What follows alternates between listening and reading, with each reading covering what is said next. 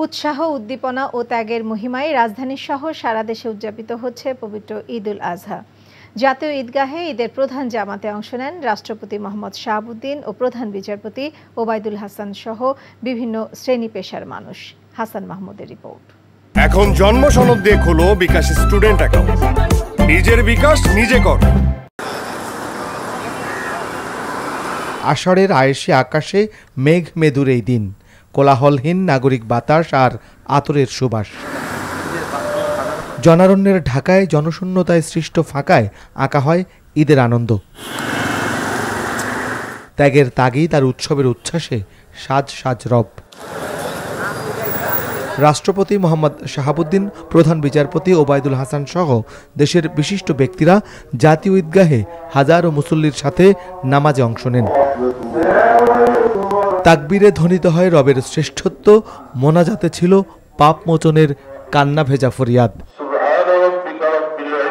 হৃদ্যতার উজাড় করা উচ্ছ্বাস যোগ হয় বছর ঘুরে, বিনির্মিত হয় সৌহার্দ্যের সুন্দর। বাবার সাথে আসছি, ভালোই লাগতেছে। দেশবাসীর জন্য দোয়া করলাম, মুসলিম উম্মার জন্য দোয়া করলাম। সকলকে ঈদ মোবারক। সকল যুদ্ধ বিগ্রহের অবসান হোক। জাতীয় মসজিদ বাইতুল মোকাররমে সকাল 7টা থেকে অনুষ্ঠিত হয় 5টি জামাত। দেশ, জাতি আর মজলুম মানুষের জন্য ছিল প্রার্থনা অনন্য। ফিলিস্তিনি মুসলমানদের জন্য দোয়া করেছি। আমরা আত্মকেন্দ্রিক হলে হবে না, এটা হলো স্যাক্রিফাইস। মাংস, রক্ত কোনোটাই আল্লাহর দরবারে যাবে না, যাবে হচ্ছে আমাদের তাকওয়া। নামাজ শেষে আল্লাহর সন্তুষ্টি অর্জনের উদ্দেশ্যে পশু কুরবানি করেন মুসল্লিরা।